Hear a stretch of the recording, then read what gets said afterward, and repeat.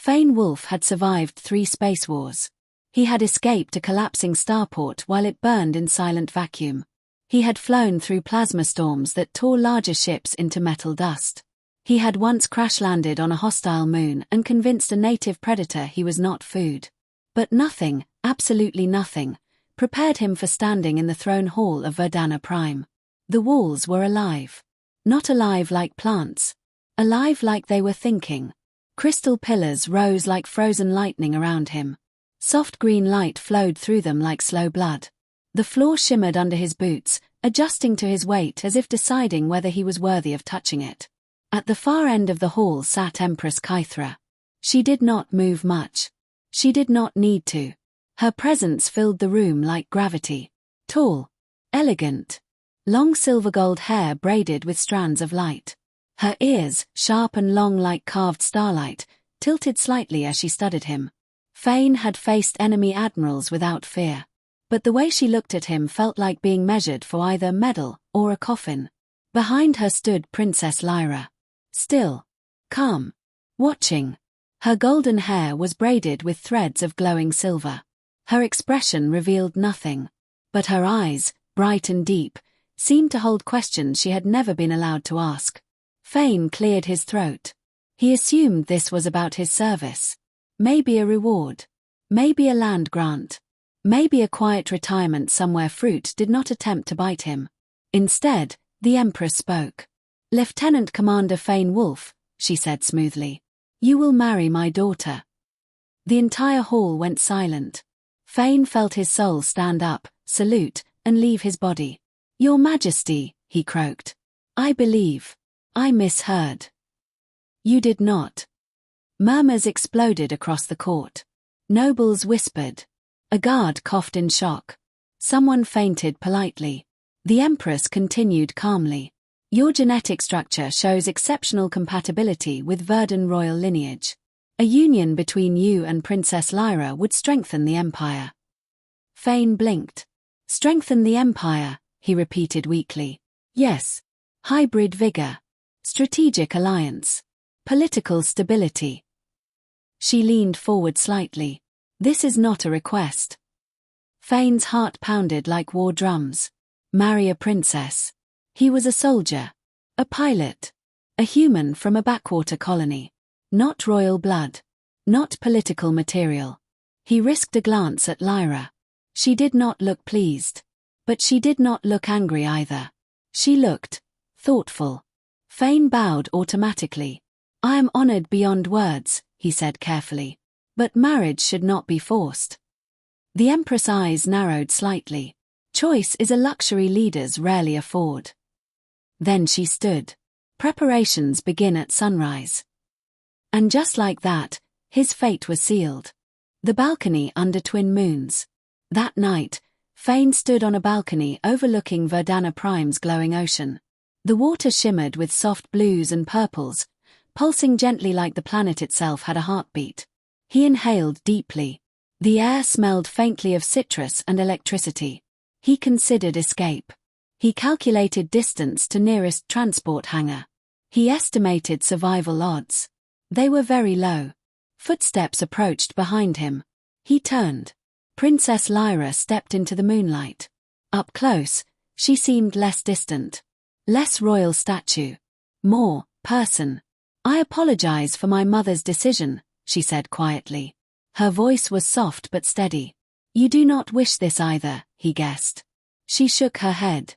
"I will not marry because it is ordered." Silence stretched between them. "But," she added slowly, "I also will not run from responsibility." Fane studied her. "You are not angry." "I am trained not to be." That answer carried weight. She stepped beside him, looking over the ocean. "If this must happen," she continued, "then we choose how it happens." He looked at her carefully. "Meaning?" "You will court me properly." He blinked. "Court you?" "Yes. If I choose you freely, then we marry." Fane's heartbeat steadied. This was different. This was not being selected like breeding stock. This was earning something. "I accept," he said. For the first time, her lips curved slightly. "Good." Because I would have refused otherwise. And just like that, something shifted between them. Not romance. Not yet. But respect. The courtship trials begin. The next morning, the throne hall filled again. Nobles packed the balconies. Guards stood rigid. Political rivals watched like hungry predators. Fane stepped forward. Your Majesty, he announced clearly. I accept the honor, under one condition. Gasps filled the hall. I will court Princess Lyra. If she chooses me freely, then we marry. Silence. The Empress studied him for a long time. Finally, she smiled slightly. A bold human, she said. Very well. The trials begin. The court erupted. Some cheered. Some whispered about his imminent death. Lyra did not react outwardly, but her ears tilted slightly toward him.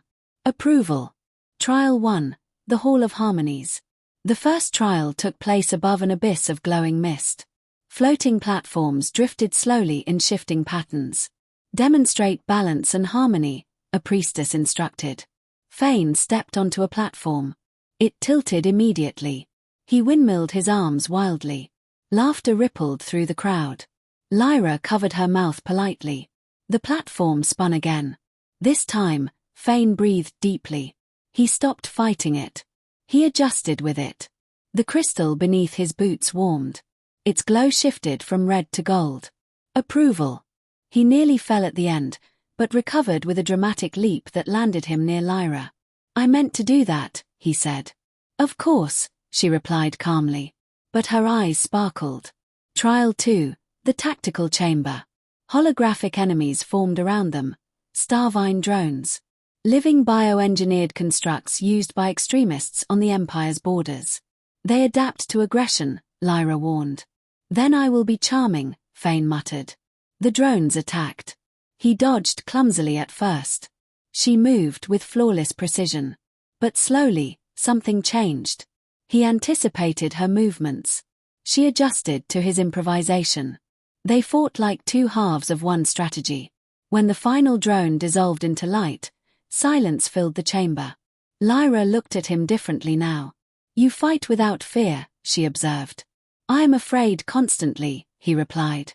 I just move anyway. Her ears lowered slightly. Respect. The real threat. Days passed. Training intensified. But whispers spread through the palace. An extremist Verdun faction opposed the Empress. They believed hybrid alliances weakened tradition. They believed humans were unworthy. Fane overheard enough to know something was coming. And it came during the Festival of Stars. The festival attack. Floating lanterns filled the sky.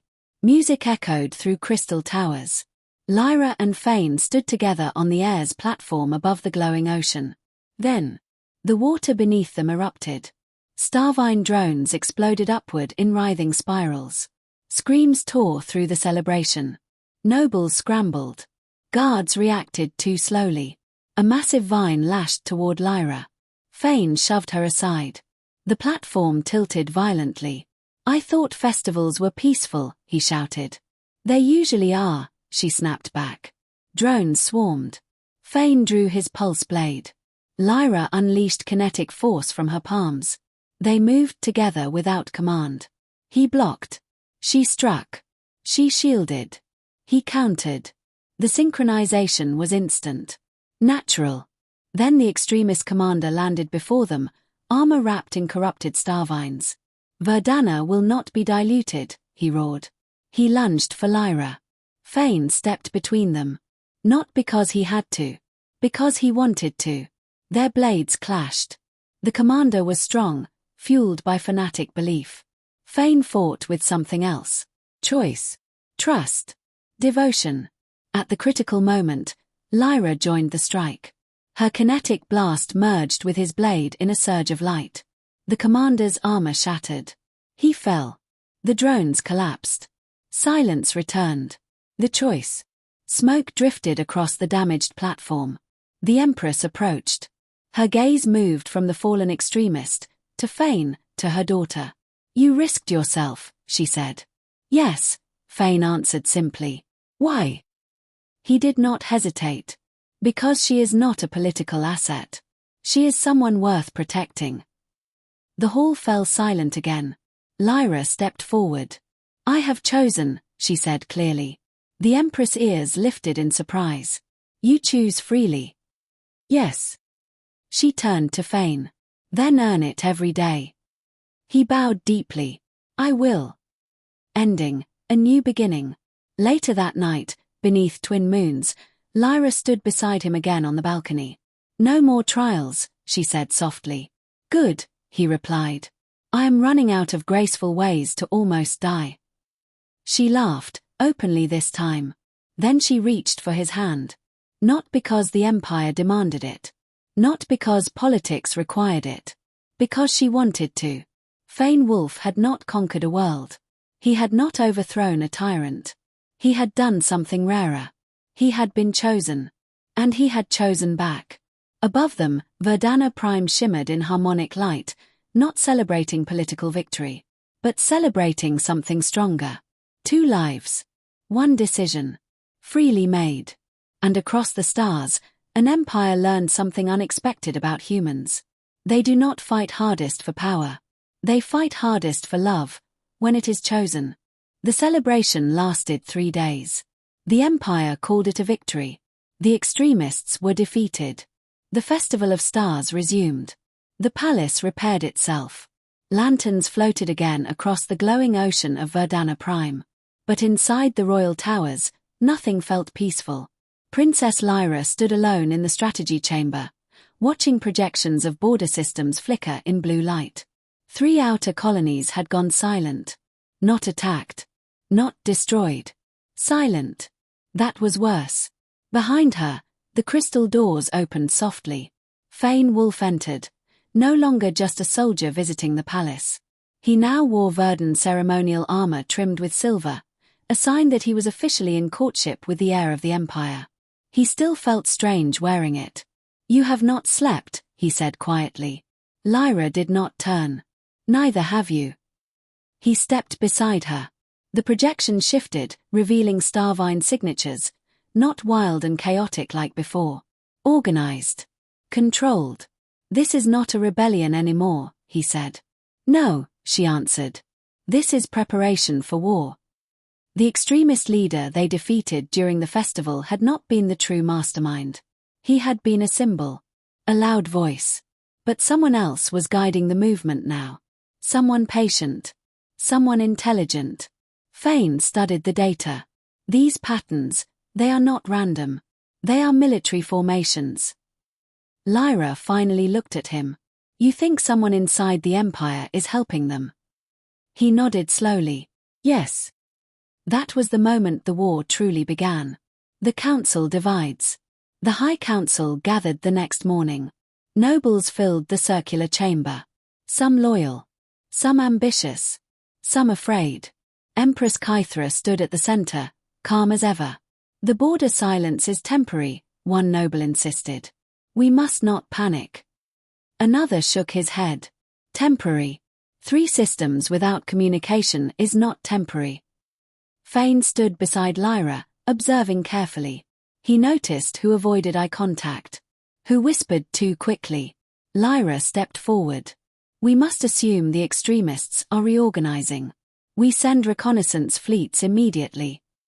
A noble from House Virel interrupted sharply. With respect, Princess, perhaps this escalation is caused by recent, hybrid alliances. The room stiffened. He did not say human. He did not need to. Fane kept his face calm. Lyra's voice remained steady. Are you suggesting my choice weakened the Empire? I suggest, the noble replied smoothly, that tradition must be protected. Empress Kythra's eyes narrowed slightly. Enough, she said. We act, not argue. She turned to Fane. You commanded human fleets against greater odds. What would you do? Every eye turned to him. He spoke simply. I would assume the enemy wants us divided. So first, we stand united. Silence. Then he added, and we strike before they finish preparing. Murmurs filled the chamber. Lyra's ears tilted slightly toward him. Approval again. But House Virel's noble watched him with cold calculation. And Fane understood. The enemy was not only outside the palace. It was inside. The first strike. 2 days later, Lyra and Fane stood aboard the royal battlecruiser Silver Dawn. The ship glided through dark space toward the silent Aran Belt colonies. Scanners flickered. No distress calls. No debris. Too clean. Fane felt tension crawl up his spine. "This is bait," he muttered. Lyra nodded. "Agreed." Then the stars moved. Ships decloaked around them, sleek Verdun vessels, but marked with extremist symbols. Not small fighters. Capital ships. This was not rebellion. This was organized military force. "They stole ships from our own fleet," Lyra whispered. Fane gripped the command rail. "Then we take them back." The battle erupted instantly. Energy beams slashed across space. Explosions bloomed like silent flowers. The Silver Dawn shuddered under impact. "Shields at 70%, an officer shouted. Enemy ships moved with precise coordination. Too precise. Fane's mind raced. "They know our tactics," he said. Lyra's eyes widened. Someone fed them classified strategy. Inside betrayal confirmed. Fane took control of fighter wings personally. He launched in his interceptor, Lyra piloting another beside him. Side by side. Just like the festival. But now the stakes were entire systems. Enemy fighters swarmed. Fane flew aggressively, unpredictable loops and sudden dives. Lyra moved with calculated grace. Again, their styles merged. Improvisation and precision. Human and Verdun. A perfect blend. One enemy cruiser broke formation, targeting civilian transports hidden in the belt. Lyra's voice cut through comms. "We cannot let it reach them." "I know," Fane replied. They accelerated. Enemy fire hammered their shields. Fane pushed beyond recommended limits. Warning alarms screamed. He ignored them. They reached the cruiser. Lyra disabled its engines with surgical accuracy. Fane struck its weapon systems. The cruiser drifted powerless. But as they pulled away, a hidden mine detonated near Lyra's fighter. Her ship spun violently. "Lyra!" Fane shouted. Her signal flickered. Then went dark. Middle, the choice tested. Fane's world narrowed. The battle faded into background noise. He searched frantically. Then, a faint signal. Her escape pod. Drifting toward debris. But enemy fighters were closing in. He did not hesitate. He broke formation. Ignored command orders. Dove straight toward her pod. "Commander, return to position," someone yelled. He muted them. An enemy fighter locked onto the pod. Fane intercepted. He took the blast meant for her. His shields collapsed. Hull alarms screamed. He rammed the fighter, destroying it at point-blank range. Then he latched onto Lyra's pod with magnetic clamps. "Hold on," he whispered. Enemy reinforcements approached. His ship was barely functional. Then something unexpected happened. Verdun ships changed formation. They followed him. Not because he commanded. Because they chose to. They saw what he was doing. Protecting their princess without hesitation. Fighters formed defensive arcs around him. Together, they pushed through enemy lines. The extremists retreated. Not defeated. But shaken. Back aboard the Silver Dawn, Fane rushed to the medical bay. Lyra lay unconscious but stable. He stood beside her, armor cracked, hands trembling. Empress Kythra appeared via hologram. "You abandoned formation," she said coldly. "Yes," he answered. "You risked fleet collapse." "Yes." "Why?" He met her gaze. "Because she is not a symbol. She is not strategy. She is Lyra." Silence. The Empress studied him. Then she said quietly, "And the fleet followed you." He nodded. They saw the difference between duty and devotion. The hologram flickered. "You are dangerous, human." "I know." She almost smiled. The hidden enemy revealed. Lyra recovered within hours. She insisted on returning to command immediately. Stubborn. Strong. Very Verdun. Data from the battle confirmed what they suspected. Encrypted signals traced back to House Virel, the noble who questioned hybrid alliance. He had been feeding tactical data to extremists. Not to protect tradition. To seize power during chaos. The High Council was summoned again. This time, evidence projected above them. House Virel's noble paled. "You accuse me based on intercepted data," he protested. Lyra stepped forward. "You endangered our people." "You endangered purity," he shouted. "Purity does not win wars," Fane said calmly. "Unity does." The chamber shifted. Many nobles who had doubted now saw the truth. House Virel's leader made one final desperate move. He activated a hidden device. A signal beacon. Moments later, extremist ships jumped directly into orbit above Verdana Prime. He smiled coldly. "If I cannot preserve tradition, I will burn corruption away." Chaos exploded. Alarms rang across the capital. The final battle had come to the heart of the Empire. Final battle over the capital. Fane and Lyra launched again. This time, every royal ship joined them. Above the glowing oceans, warships clashed in massive formations. Crystal towers activated planetary shields.